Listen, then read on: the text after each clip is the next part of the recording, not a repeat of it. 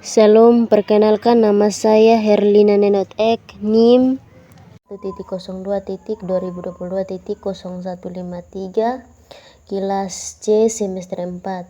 Di sini saya menjelaskan tentang membangun kecerdasan emosi dan sosial anak sejak usia dini. A. Hakikat perkembangan sosial dan emosional anak usia dini.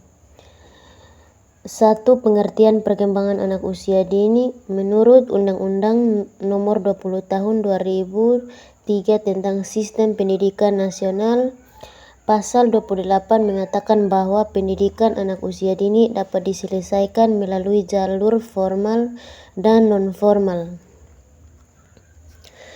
Taman kanak-kanak adalah pendidikan anak usia dini pada jalur formal.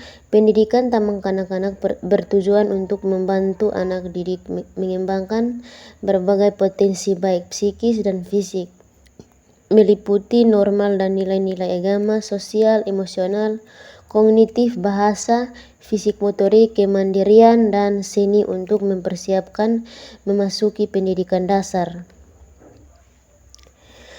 Dalam berbagai aspek perkembangan, setiap anak memiliki masa PK. Usia 4-6 tahun merupakan masa PK perkembangan aspek sosial emosional.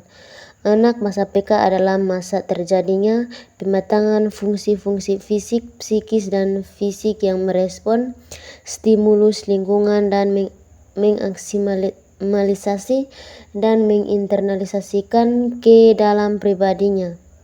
Masa ini merupakan masa awal perkembangan kemampuan anak. Perkembangan optimal adalah mampu mengejawantkan perilaku sehari-hari yang akan menjadi kebiasaan anak.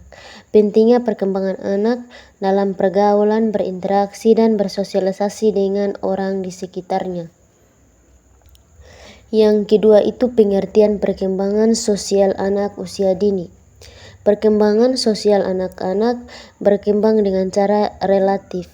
Dapat diprediksi, perkembangan sosial adalah proses kemampuan belajar dan tingkah laku yang berhubungan dengan individu untuk hidup sebagai bagian dari kelompoknya. Kemampuan sosial merupakan kecakapan seorang anak merespon dan mengikat perasaan positif dan memiliki kemampuan yang tinggi untuk menarik perhatian mereka. Tuntutan sosial yang dimaksud adalah anak dapat bersosialisasi dengan baik sesuai tahap perkembangan dan usianya, dan cenderung menjadi anak yang mudah bergaul. Anak mengalami perubahan sosial sesuai dengan tingkat perkembangan anak. Yang ketiga itu pengertian perkembangan emosional anak usia dini. Emosi berasal dari kata Latin motor, adalah suatu kondisi bergerak untuk membuat, state of being, nerved and impulse to care. Memiliki beberapa komponen, yaitu gerak untuk bertindak, menghayati, perasaan yang bersifat subjek, dan kesadaran. Menurut William James dalam Short emosi adalah kecenderungan untuk memiliki perasaan yang khas bila berhadapan dengan objek tertentu dalam lingkungan. Emosi adalah reaksi subjektif terhadap pengalaman yang disosialisasikan dengan perubahan fisiologis dan tingkah laku. Contohnya seperti sedih, gembira, dan takut. Perkembangan emosional merupakan proses yang terjadi secara bertahap.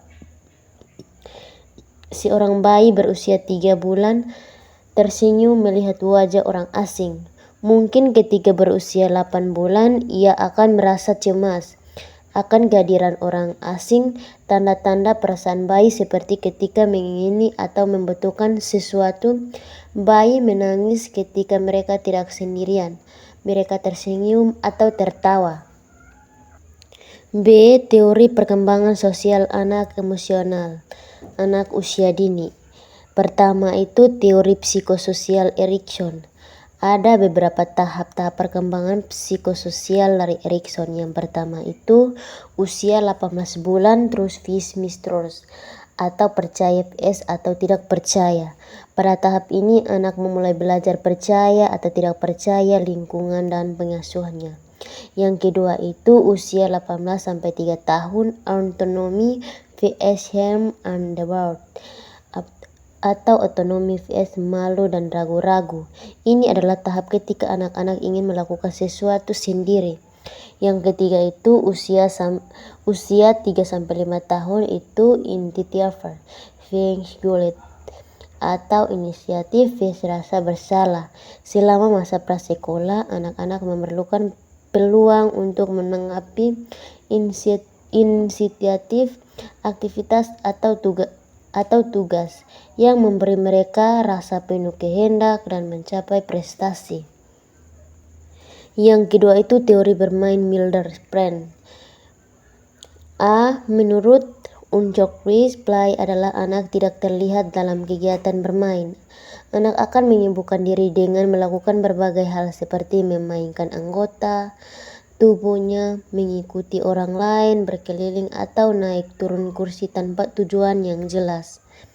B. Solitary play atau bermain sendiri. Biasanya anak sibuk bermain sendiri dan tanpa tidak memperhatikan kehadiran anak-anak lain di sekitarnya.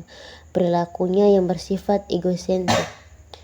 C. Orlecrom play atau pengamat, yaitu anak bermain dengan mengamati anak-anak lain. Dapat juga pada anak yang belum kenal dengan anak lain di suatu lingkungan baru, sehingga malu atau ragu-ragu untuk ikut bergabung dalam kegiatan bermain yang sedang dilakukan oleh anak-anak lain. D. Parallel play atau bermain paralel adalah permainan dengan jenis alat permainan yang sama dan melakukan gerakan atau kegiatan yang sama. E. Associative play atau bermainan asosiatif adalah interaksi antara anak yang bermain saling tukar alat permainan.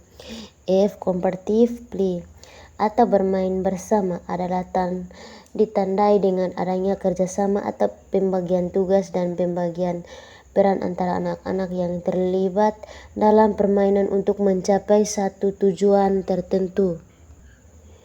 Yang ketiga itu teori perkembangan emosi. Teori emosi dua faktor Scherzinger. Teori ini mengatakan bahwa ketika seorang menghadapi kejadian yang membangkitkan emosi, umumnya pertama-tama ia akan mengalami gangguan fisiologis, netral dan tidak jelas. B. Teori emosi James Lange adalah hasil persepsi seorang terhadap perubahan-perubahan yang terjadi pada tubuh sebagai respon terhadap berbagai rancangan yang datang dari luar. Teori Emergence adalah mengatakan bahwa emosi sebagai pengalaman subjek, timbulnya bersama-sama dalam reaksi fisiologis atau hati berdebar, tekanan darah naik, nafas bertambah cepat, adrenalin dialirkan dan dalam darah dan sebagainya. Yang berikut itu C. Perkembangan emosi kaitkan dengan otak. Menurut Joseph Ledos, seorang ahli saraf di Center for Neuroscience, New York, melalui pemetaan otak yang sering bekerja menemukan peran penting dalam amigdala. Amigdala adalah sekelompok sel berbentuk seperti kacang almond yang bertumpu di batang otak. Amigdala merupakan gudang emosi seperti rasa sedih, marah, nafsu kasih sayang, dan sebagainya. Bergantung pada amigdala, bila amigdala hilang dari tubuh kita, maka kita tidak akan mampu menangkap makna emosi dari satu peristiwa. Jadi seperti aspek perasaan menghilang dari diri kita. Perkembangan otak setelah lahir berkaitan erat dengan perubahan kehidupan emosional. Ini merupakan proses dua arah. Pengalaman emosional bukan saja dipengaruhi oleh perkembangan otak, tetapi juga memiliki pengaruh jangka panjang terhadap struktur otak. Sekian dan terima kasih.